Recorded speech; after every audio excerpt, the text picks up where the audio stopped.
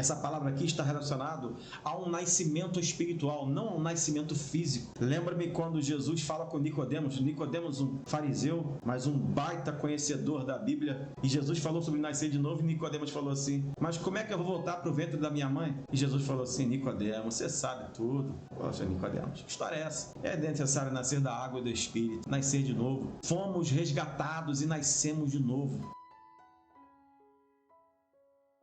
Nós vamos fazer algumas perguntas acerca desse texto. Quem eram os seus? Porque o texto fala que ele veio para o seu e os seus não o receberam. Quem eram e quem são? Bom, obviamente, quem eram e quem são os judeus. Infelizmente, Jesus veio para os judeus, para o povo de Israel, mas o povo de Israel, mas o povo judeu não o recebeu, não na sua totalidade. Infelizmente, muitos e muitos e muitos, até o dia de hoje, ainda não receberam o Senhor Jesus como Salvador e não reconheceram Jesus. Eu estou falando sobre o judeu, tá? Muitos judeus até o dia de hoje ainda não reconheceram que Jesus é o Messias, é o Filho de Deus, é o enviado de Deus, é o Salvador. E a gente vai vendo a história de Israel. Gente, é incrível, a gente pega a Bíblia, o Antigo Testamento, e a gente conta nos dedos, com os dedos da mão direita ou esquerda, quantas vezes de fato o povo judeu, o povo de Israel realmente obedeceu e serviu a Deus de todo o seu coração. Quantas gerações realmente, qual geração serviu a Deus de verdade e sem atrapalhar, sem desrespeitar, sem buscar outros deuses. Mas a gente vê uma enxurrada de textos. A gente vê praticamente quase todos os profetas, tanto os profetas ditos maiores, porque são livros grandes, quanto profetas menores, porque são livros pequenos. Então a gente vê todos os profetas, a maioria das vezes Deus falando que não está se agradando, Deus repreendendo o seu povo, Deus repreendendo o sacerdote, Deus repreendendo muita gente. A gente vê nos textos clássicos do Pentateuco, da Torá, ou dos primeiros 5 livros da Bíblia, o quanto Deus tratou, cuidou, livrou, preservou, e mesmo assim o povo não se voltou para Deus. E vai passando o tempo, e os profetas vão dando recado, e vão falando, e vão expressando todo o sentimento de Deus. Alguns profetas, inclusive, choraram diante do povo, como Jeremias. E aí a gente vai vendo o curso da história, e quando então nasce Jesus, quando João Batista, um pouquinho antes de Jesus, nasce e anuncia, e é o precursor da vinda do Senhor Jesus Cristo, e quando Jesus vem, ele fala a mesma coisa. O texto está aqui, olha o texto aqui para a gente poder, sempre deixar claro aquilo que Deus está falando. Veio para o que era seu, e os seus não o receberam.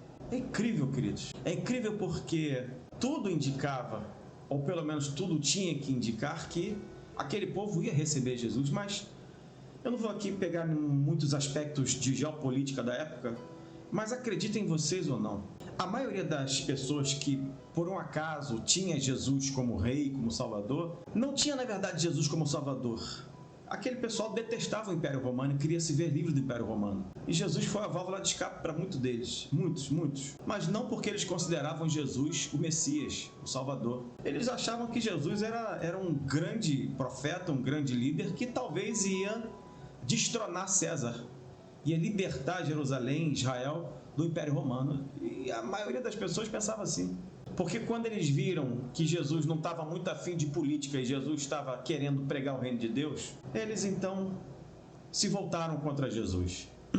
Os textos são muito claros e a gente vai observando a história, quantos aqueles que se entregaram de coração, nem mesmo muitos dos que eram curados eram apenas curados. Eu estava falando, acho que foi ontem, dos leprosos, ou ontem, não sei, dos 10 leprosos que se entregaram, ou que pediram que Jesus os curasse, e só um voltou para reconhecer que Jesus era Salvador, e mesmo assim era estrangeiro, era samaritano. Por isso, daqui a pouquinho a gente vai falar sobre isso. Então é interessante que nós entendamos que não é de agora que o judeu não reconhece Jesus como Salvador, é de muito. E obviamente Deus, lá nos seus profetas, se você não sabe, eu não vou falar agora aqui, mas existem vários profetas que predisseram o que está acontecendo agora, inclusive o que aconteceu no Holocausto, o que aconteceu agora, enfim.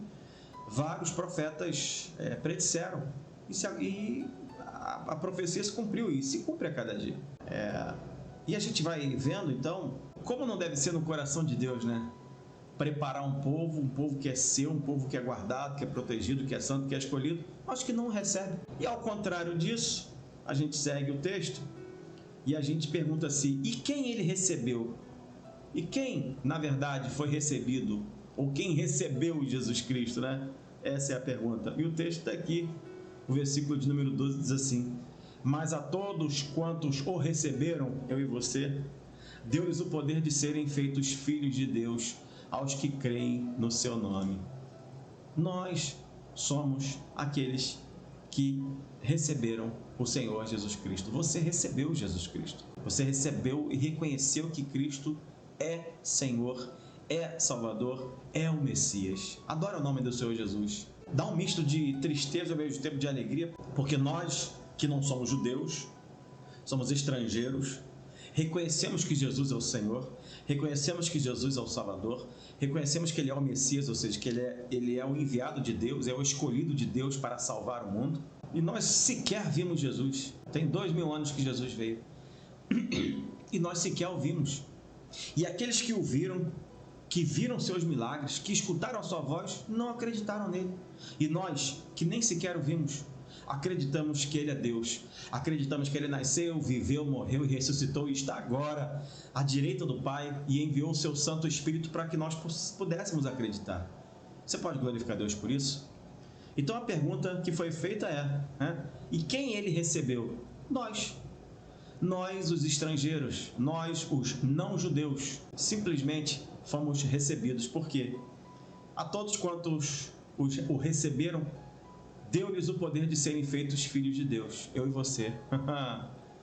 Nós somos filhos de Deus, porque nós recebemos ao Senhor Jesus Cristo e Ele também nos recebeu, obviamente, né? Ele nos recebeu. Eu sempre gosto de falar, né?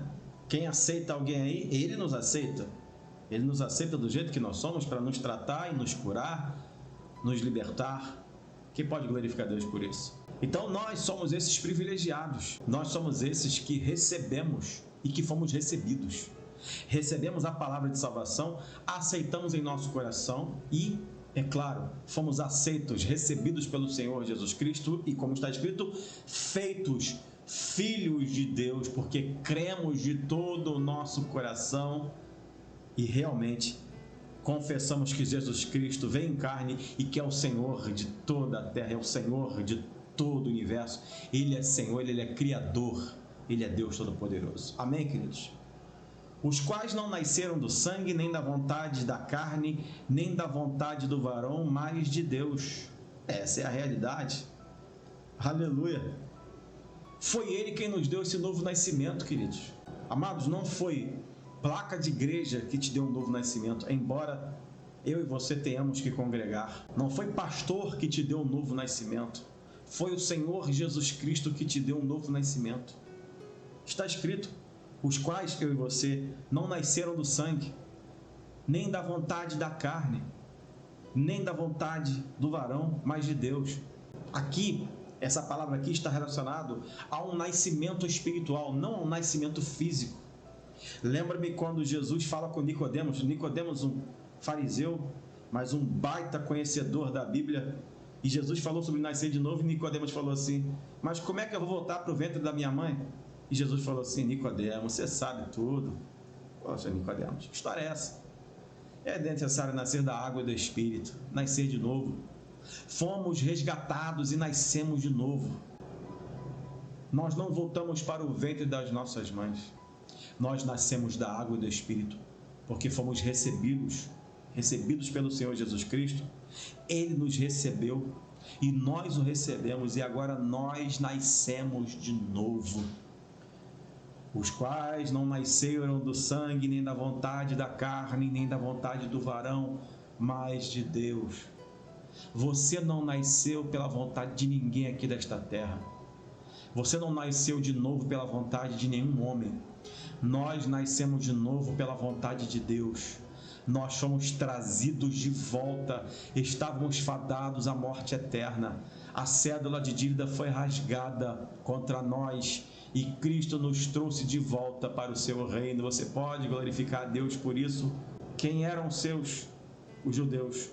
Os judeus e o povo de Israel não o receberam. Pouquíssimos o receberam. E até hoje Jerusalém e Israel sofrem por causa disso. E quem ele recebeu? Recebeu a mim e a você, nós, os estrangeiros, mas nós o recebemos e mas nós o confessamos como Filho de Deus, o nosso Salvador.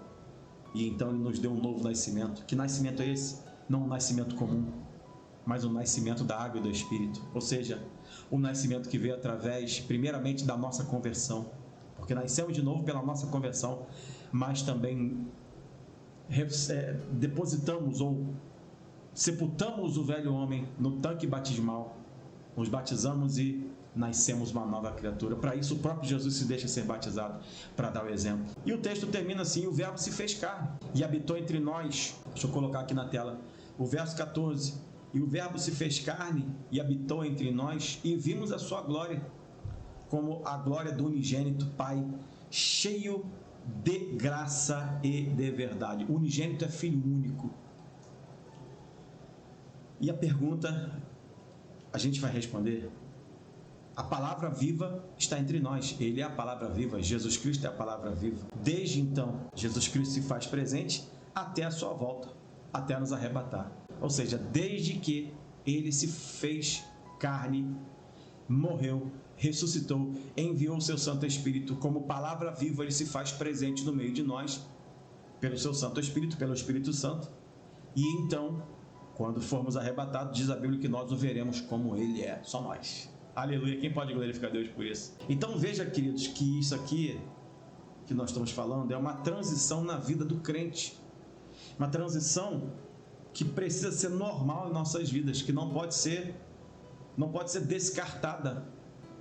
Esta transição de receber Jesus, ser recebido por Cristo, nascer de novo e viver com Ele até a sua volta ou até o arrebatamento, tem que ser algo normal e constante em nossas vidas. Porque a gente vai diferenciar isso, e agora eu entro, já estamos indo para o final dessa mensagem, mas eu quero abordar um tema que a gente continua neste mundo, a gente vive, a gente precisa, né, comer, vestir, beber, se alimentar, pagar, comprar, a gente tem que fazer tudo isso e Deus sabe. Então a gente não pode deixar que tudo isso, que os cuidados deste mundo sufoquem este quadrilátero abençoado aqui, né? Ou essa tríade abençoada, né? De ser recebido, de nascer de novo e de esperá-lo.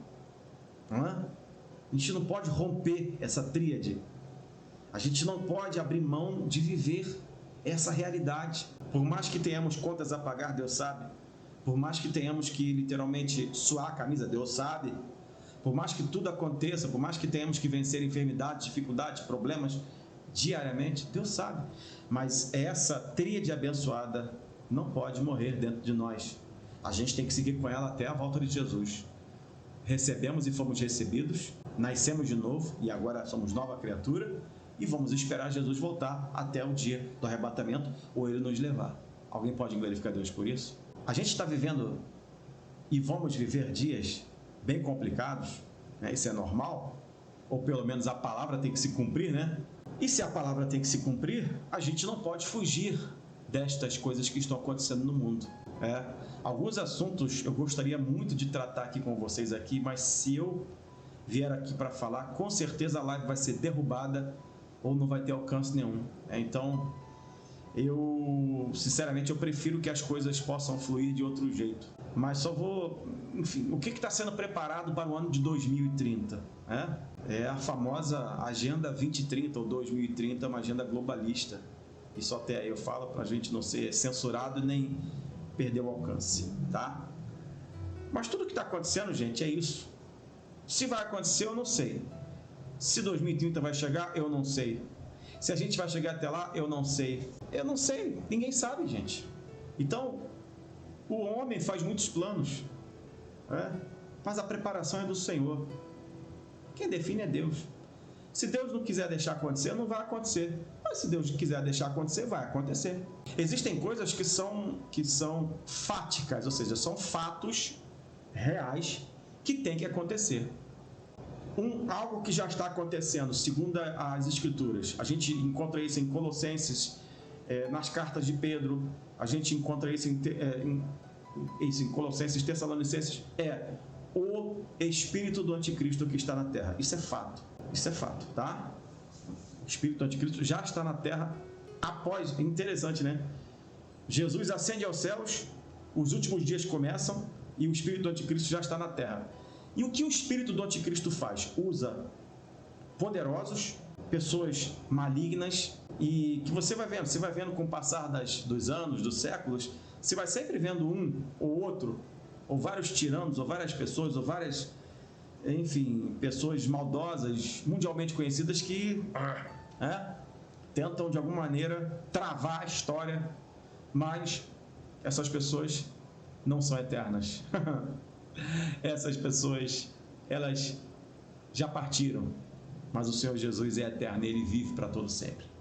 Então a gente vai vendo que o tempo vai passando, então um fato, o espírito do anticristo na terra. E esse espírito do anticristo, que usou vários homens, várias pessoas malignas, pessoas que já até faleceram, e está usando várias pessoas agora, neste presente século, e vai continuar usando até que Jesus volte para buscar. E isso é o espírito do anticristo, para a gente poder entender e se consertar com Deus, né? Primeiramente para a gente buscar salvação. Mas um fato é que após,